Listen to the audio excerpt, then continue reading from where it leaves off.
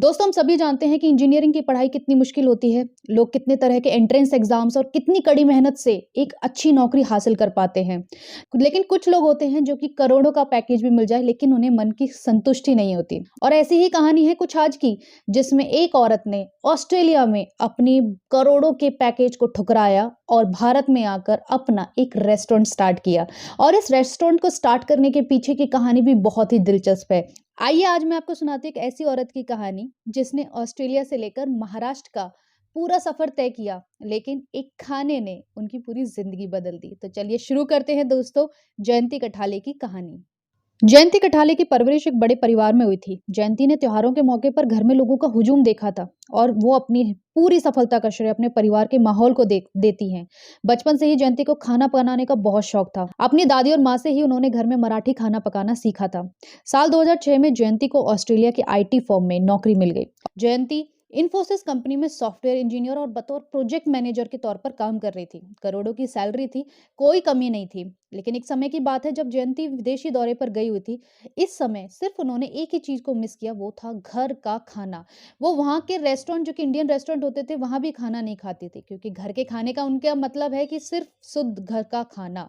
इसके बाद जयंती की शादी हो गई। उनके पति पेरिस में नौकरी करते थे। वो भी एकदम शुद्ध वेजिटेरियन थे और वो अक्सर अपनी पत्नी को लव लेटर लिखते थे, जिसमें वो बताते थे कि उन्हें इंडियन खाना ढूंढने में काफी परेशानी होती है और उन्हें कहीं खाना नहीं मिल पाता, जिसकी वजह से वो बहुत ज्यादा भूखे रहते हैं। उस चिट्ठी में उनके पति के आंसू भी सूखे हुए थे। यहीं से ही पहली बार उनके मन में रेस्टोरेंट खोलने का ख्याल आया।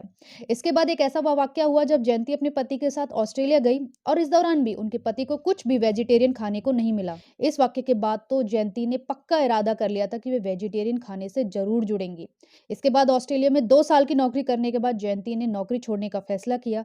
नौकरी छोड़ने के बाद जयंती ने पूर्व ब्रह्मा की स्थापना की, एक ऐसा रेस्टोरेंट जिसमें आप महाराष्ट्र के हर खाने का स्वाद चख सकते हैं। जयंती ने अपने पूर्व ब्रह्मा के कारोबार की शुरुआत गणपति बापा के व्यंजक मोदक से की। जयंती ने ऑर्कुट पर अपना अकाउंट बनाया और घर के बने मोदक का विज्ञापन लगाया। पोस्ट पर उन्हें बहुत अच्छे रिएक्शन मिले। एक ऑर्डर को जयंती अपने जीवन का बड़ा मोड़ मानती है। वो ग्राहकों को होम डिलीवरी की सुविधा देती थी। फिर भी एक बुजुर्ग इंसान दिवाली के मौके पर उनके दरवाजे पर मिठाई लेने पहुंचा। उनके बच्चे विदेश रहते थे। वो अपने बीमार पत्नी को सरप्राइज देने के लिए मिठाई ले जाना चाहते थे। जयंती ने अगले 3 साल महाराष्ट्र के खाने के बारे में रिसर्च किया। अपने सपने को पूरा करने के लिए वो भी काम करती रही। लोन भी लिया और गैरेज में एक उन्होंने छोटी सी खाने की दुकान खोली, वो भी अपने दोस्तों की मदद से। अगले 2 साल जयंती ने नौकरी भी की, परिवार को भी संभाला और रेस्टोरेंट का भी काम किया। उनके दिन की शुरुआत रात के 3:30 बजे से ही हो जाती थी। ऑफिस जाने से पहले वो खाना बना लेती थी। 9 घंटे ऑफिस में काम करने के बाद घर आती थी और अगले दिन की तैयारियों में जुट जाती थी। जयंती को एक ग्राहक ने बताया कि बैंक खास महिला उद्यमियों के लिए स्कीम लेकर आई है। जयंती ने इसकी मदद से अपना पहला रेस्टोरेंट बेंगलोर में खोला। शुरुआत में काफी परेशानियां हुई, जैसा हर बिजनेस में होता है। घाटा भी झेला, पर्सनल लोन लिया, पति ने भी पैसे दिए, यहाँ तक कि गहनों को बेचने की भी नौबत आ गई। कर्मचारियों की सैलरी भी रोकनी पड़ी, लेकिन उनकी ज्यादातर कर्मचारियां महिलाएं थी। उन्होंने सैलरी को लेकर एक बार भी कभी शिकायत नहीं की। वो हमेशा उन्हें बुरे दौर में हमेशा उन्हें प्रोत्साहित करती रही। उनकी लगातार मेहनत धीरे धीरे रंग लाने लगी। पूर्व ब्रह्मा का विस्तार धीरे धीरे हो रहा था। मुंबई, पुणे, अमरावती से अलावा ऑस्ट्रेलिया में भी पूर्व ब्रह्मा की शाखाएं खुल गई थी। उनकी सभी ब्रांचेस में 70% औरतें ही कर्मचारी होती हैं। रेस्टोरेंट में देसी फील लाने के लिए जमीन पर बैठकर खाने की व्यवस्था की गई है। जयंती ने खाने में महाराष्ट्र के अलग अलग इलाकों का भी ध्यान रखा। सप्ताह का एक दिन कोल्हापुर की महालक्ष्मी थाली और कोंकण की शिव थाली परोसी जाती है। बच्चों के लिए स्पेशल बाल गोपाल थाली मिलती है। और इनकी यहाँ की एक चीज और बहुत अनोखी है।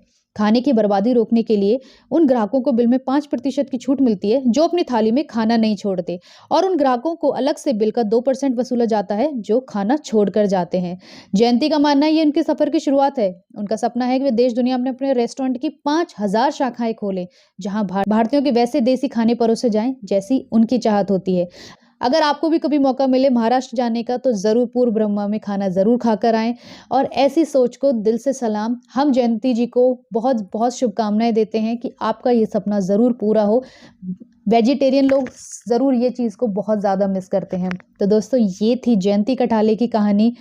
आपको कैसी लगी कमेंट सेक्शन में जरूर बताइए। एंड अगर वीडियो अच्छी लगी तो एक लाइक दे दीजिए एंड चैनल को सब्सक्राइब करना ना भूलें। Thank you.